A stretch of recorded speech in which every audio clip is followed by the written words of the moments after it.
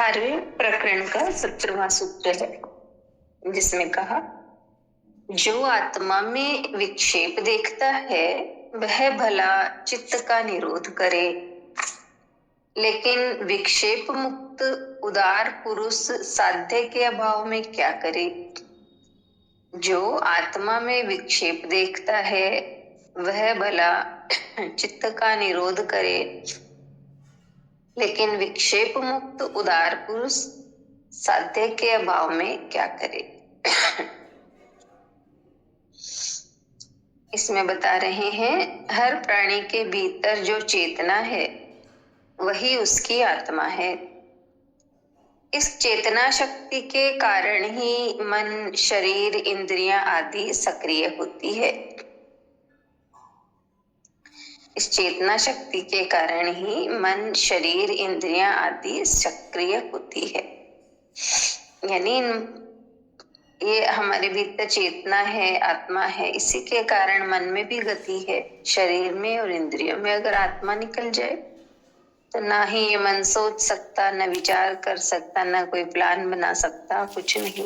ये शरीर, इंद्रिया सब निर्जीव ही हो जाते हैं। अपने अपने गुण धर्म के अनुसार कार्य करती है। फिर से पढ़ती हूँ, इस चेतना शक्ति के कारण ही मन, शरीर, इंद्रियां आदि सक्रिय होती है। अपने अपने गुण धर्म के अनुसार कार्य करती है। यही चेतना शक्ति आत्मा है, यही ब्रह्म है, यही ईश्वर व परमात्मा है।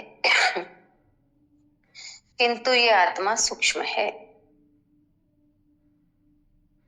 एवं शक्ति स्वरूपा है, इसलिए इसका प्रत्यक्ष दर्शन नहीं होता। चित्त में वासनाएं हैं, जिनसे विभिन्न प्रकार के विचारों की तरंगें उठती है। इन तरंगों के कारण आत्मा का अनुभव प्रत्यक्ष रूप से सभी को नहीं होता। यानी विचारों की तरंगें उठती है, इसके कारण आत्मा का अनुभव प्रत्यक्ष रूप से सबको नहीं होता। चित्त में विभिन्न प्रकार की वृत्तियां हैं, जिनसे आत्मा का बिंब स्पष्ट नहीं दिखाई देता। योग का सिद्धांत है कि यदि इन चित्त की वृत्तियों का निरोध कर दिया जाए तो आत्मा का अनुभव हो सकता है। इसलिए योगी आत्मज्ञान के लिए इनका निरोध करते हैं। यह निरोध साधना की अवस्था है। अष्टावक्र कहते हैं कि चित्त का निरोध तभी किया जाता है जबकि आत्मा में विक्षेप दिखाई दे। किंतु जिस पुरुष को आत्मज्ञान हो चुका है, जिसका चित्त शांत एवं विक्षेप रहित हो गया है,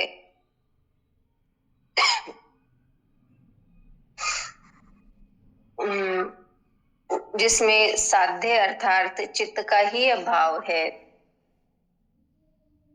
चित्त का ही अभाव हो गया है, वह भला क्या करे।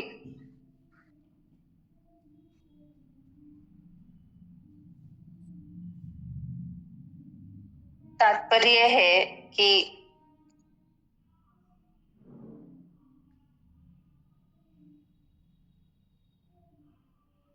एक मिनट,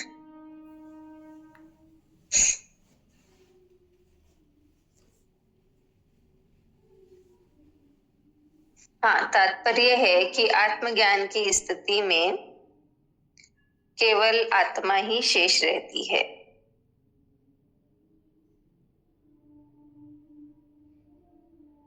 आत्मज्ञान की स्थिति में केवल आत्मा ही शेष रहती है।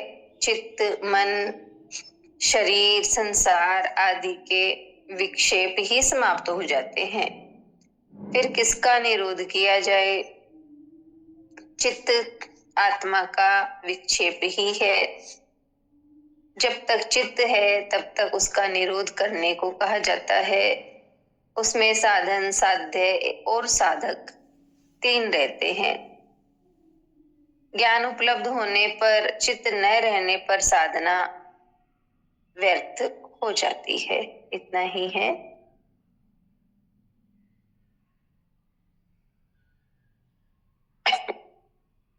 हमें बताया है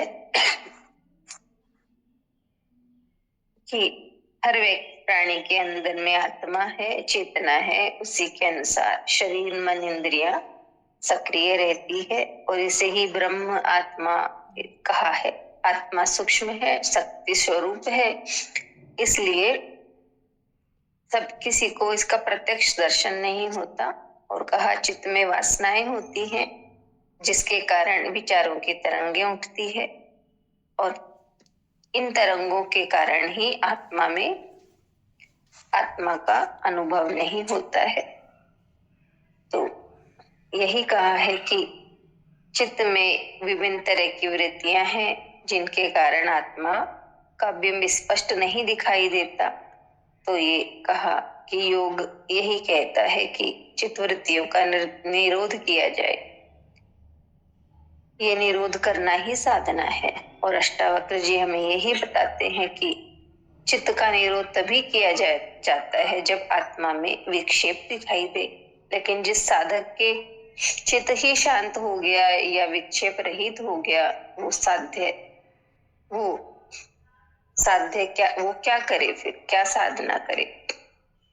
यानी जिसमें साध्य यानी चित्त का ही अभाव हो गया, चित्त ही लोप हो गया, क्योंकि विक्षेप ही नहीं रहा उसके भीतर। किसी भी तरह का मन, शरीर,